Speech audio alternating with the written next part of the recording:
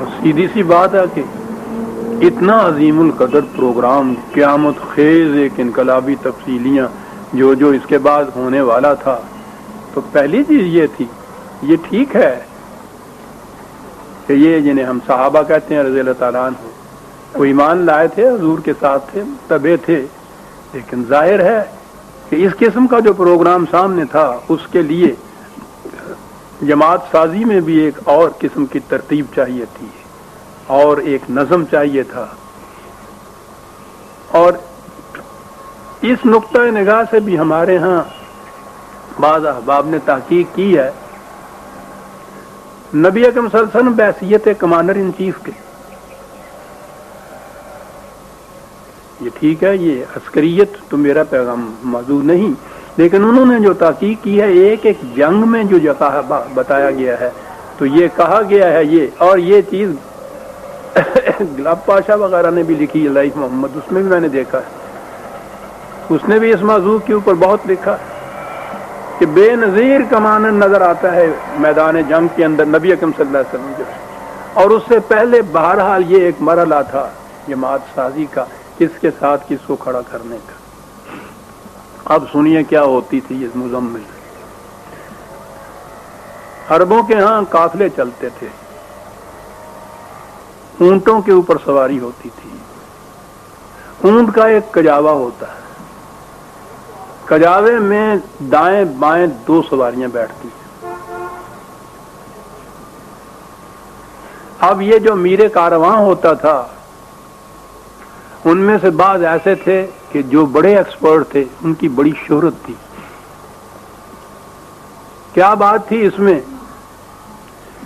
کہ یہ دو سواریاں اس قسم کی بٹھائی جائیں کہ پہلی چیز تو یہ کہ وہ ہم وزن اتنی ہوں کہ ان کا وزن جو ہے، توازن جو ہے وہ برقرار رہے اوپر عہدے اس کا قیادے کا.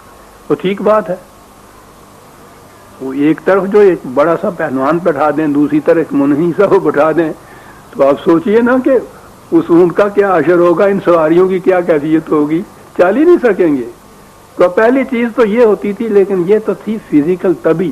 اور آخری چیز یہ کہ یہ مہینوں کا سفر ہوتا تھا، یہ دو ہی ایک اونٹ پہ بیٹھے ہوئے ہوتے تھے، انہوں نے آپس میں باتیں کرنی ہوتی تھی. تو دوسری چیز وہ یہ دیکھتا تھا کہ مزاج میں، ذوق میں، چستگی میں ہم آہنگی ہونی چاہیے دو سواریوں کے اندر.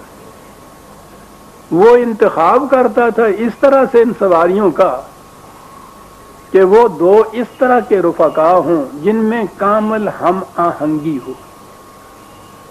یہ جو دو آپس میں بیٹھے ہوتے تھے ان کو ایک دوسرے کا ضمیل کہتے تھے. یہ جو اس طرح سے سواریوں کو تیاریاں کر کے بٹھاتا تھا اسے مزمل کہتے تھے.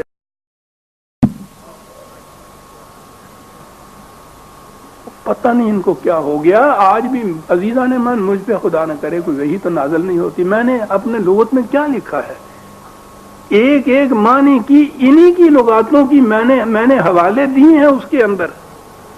وہ آج بھی ان کو ضمیل کہتے ہیں رفیقوں کو، اس قسم کے رفیق جو کامل ہم آہنگ ہوں ایک دوسرے کے ساتھ، یک رنگ ہوں ایک دوسرے کے ساتھ، ان کو آج بھی ضمیل کہتے ہیں. وہ اس قسم کے کارواں کی تیاریاں کرنے والا وہ آج بھی بڑی شدت سے جو اس کے اندر ہو، یہ مزمل جو ہے شدت سے ہے، اس کو یہی کہتے ہیں. تزمل اسی چیز کا نام ہوتا ہے. اس قسم کی جماعت تیار کرنے والے، اس قسم کے رفقا تیار کرنے والے جو ایک دوسرے سے کامل ہم آہنگ ہوں. پہلی چیز اس انقلاب آفرینی کی مہم کے لیے اس قسم کی جماعت تیار کرنی تھی، اور اس کی ابتدا کی نبی اکرم صلی اللہ علیہ وسلم نے. کون کس کے ساتھ کھڑا ہوگا؟ میرے عسکریت کے ماہر بھائی جو ہیں یہاں بھی بیٹھے ہیں اور میرے سامنے بھی بیٹھے ہیں، وہ اس کی اہمیت پہچانتے ہوں گے کہ میدان جنگ کے اندر ایک دوسرے کے ساتھ کھڑا ہونا والا جو ہے وہ کس قسم کے ہونے چاہیے اور کیا بات ہے اس کے اندر. اور ایک کمانڈر کی یہ کتنی بڑی خوبی ہے کہ وہ اس قسم کی رفقا تیار کرے. ساتھ اس قسم کی جماعت جو تھی ان میں سے ہر فرد ایک دوسرے کا ضمیل کہلاتا تھا. یہ عمل تزمیل کہلاتا تھا. ایسا کرنا اس کرنے والے کو مزمل کہتے تھے. اور یہ جو چیز تھی ابتدا ہوئی اس قسم کی جماعت سازی کی، تو اس کے لیے یہ قرآن نے، خدا نے حضور کو پکارا آپ کی اس خصوصیت کی بنا پہ، یا ایھا المزمل، او جماعت تیار کرنے والے.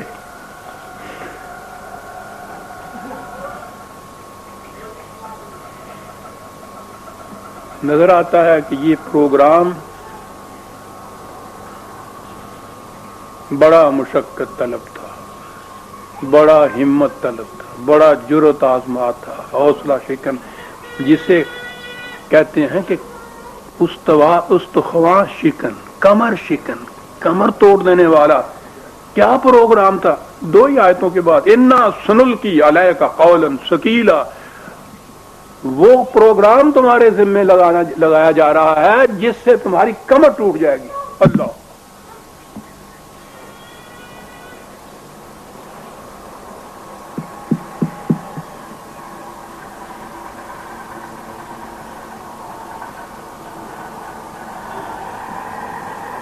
واجہ کا حضرت الذی انقض ظہرہ کا سورہ علم نشرہ میں آئے گا آگے چل کے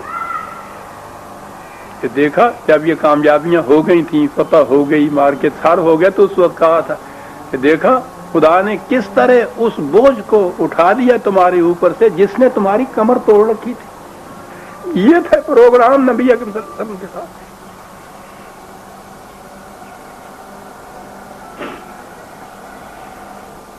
اتنا بڑا پروگرام، اس قدر تصادمات اور کنفرنٹیشن. خود قریشی مان نہیں تھے، عرب اور عجم کے خلاف اعلان جنگ، اور یہ 4 خاشاک کی ایک جماعت کٹھی ہوئی. سوچئے تو اس سربراہ، اس کمانڈر ان چیف، اس انقلابی لیڈر، کتنی بڑی ذمہ داری تھی اس کے اوپر. سانچے دن بھر اس پروگرام کے اندر، تگ و تاز کے اندر، انا لگا پھر نہارے صبحن طویلا. اب تو یہ صبح کے معنی تسبیح ہو جاتی ہے یہاں ہمارے یہاں.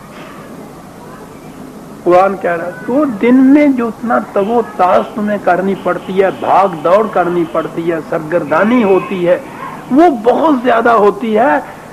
راتوں کو کچھ سو بھی لیا کر، یہ کہہ رہا ہے قرآن.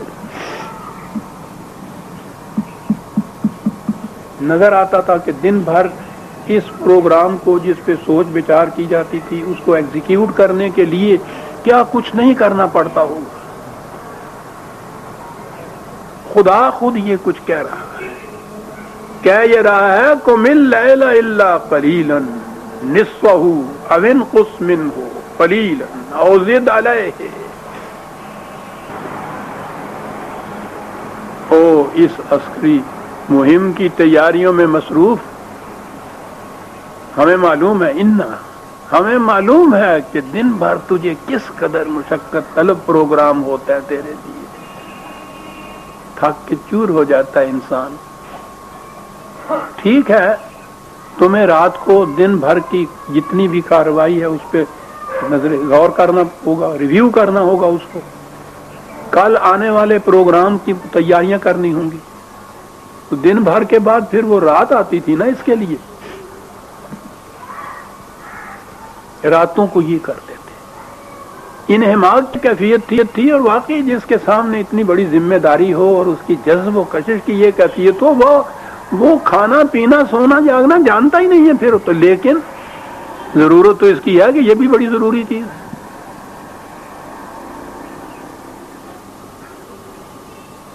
وہ تو واقعی یہ ٹھیک بات ہے، کھانے پینے کی بھی ہوش نہیں رہتی. چھوٹی سی بات درمیان میں آ گئی. وہ 65 کی جنگ کے اندر میں بھی گیا تھا محاذ دیکھنے کے لیے. وہ اور بات ہے، طلوع اسلام میں میں نے لکھا ہوا قصور کے محاذ پہ میں گیا تھا، کھیم کرن کے محاذ پہ. وہاں اپنے سپاہی تھے کھڑے ہوئے، سامنے وہ تھے ہندوؤں کے سپاہی سکھ، ادھر یہ سامنے ایک دوسرے کو نظر آ رہے تھے. یہاں یہ سپاہی تھے اور ان میں وہ جو پتہ نہیں صوبیدار ہوتا ہے چھوٹی سی ایک ٹکڑی کا جو مانند ہوتا ہے وہ جمعدار یا صوبیدار، یہ وہاں کھڑے تھے. یہ وہ تھے جنہوں نے 3 دن اور 3 راتیں اس محاذ کے اوپر کھڑے ہو کے جنگ لڑ کے فتح کیا تھا. تو میں باتیں کچھ کر رہا تھا تو اس سے وہ ہمارے ہاں کے یہی میاں والی وغیرہ کے ضلع کا وہ تھا. تو میں نے اس سے پوچھا 3 دن اور 3 راتیں تم لوگ کھڑے رہے ہو میدان جنگ میں، تو کھانے پینے میں کچھ پنجابی میں بکاتا بھی کچھ کھان پین واسطے بھی کچھ. وہ کہنے لگا کہ میاں صاحب کھانا پینا تو کم ویلیاں دا ہوں. یہ پوٹلیاں ہمارے پاس تھی، پانی کی وہ کپیاں بھی ہمارے پاس تھی. 3 دن 3 راتیں کس کو خیال آتا تھا کھانے اور پینے کا؟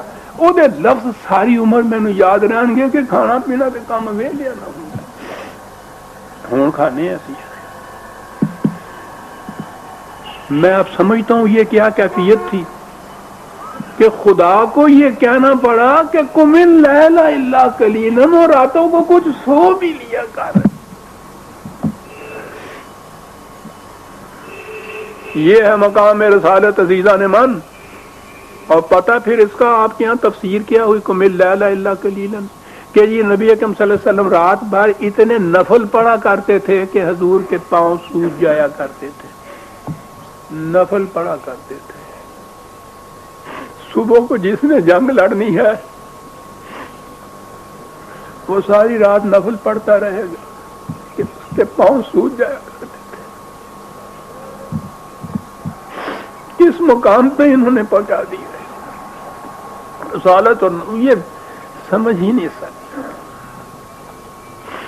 مذہب میں سمجھا ہی نہیں جا سکتا کہ دین کے تقاضے کیا ہوتے ہیں اور دین کا علم بردار جو ہے اسے کیا کچھ کرنا پڑتا ہے. وہ یہی سمجھ سکتا ہے کہ دن بھر میں جو کہا نا کہ سبحان طویلہ، کہ لمبی لمبی تسبیحیں تم نے پڑھنی ہوتی ہیں، وہاں تسبیحیں آ گئی. رات کو جاگنا جو ہوا، ساری رات آپ نفل پڑھا کرتے تھے. اور اس کے بعد پھر آپ دیکھ لیں گے تذکرے اولیاء کرام کے آپ کو ملیں گے تو اسلام میں اور تصوف کی حقیقت میں نے شائع کی کہ فلاں صاحب جناب کہ وہ رات بھر میں 2000 رکعتیں پڑھا کرتے تھے. تو میں نے کہا ہے کہ ذرا حساب کر کے دیکھیے تو صحیح کہ ایک رکعت میں کتنا وقت صرف ہوتا ہے، تو پھر رات میں گنیے تو صحیح، ایسا ہوتا بھی ہے. کہنے لگے لو حساب کتاب ہے، انہوں نے یہ مقام وہ نہیں جتنے حساب کتاب ہوتا ہے کہ نفل بغیر حساب کتاب وہ پڑھتے سن تو 2000 کیویں گن لیا تھی. پھر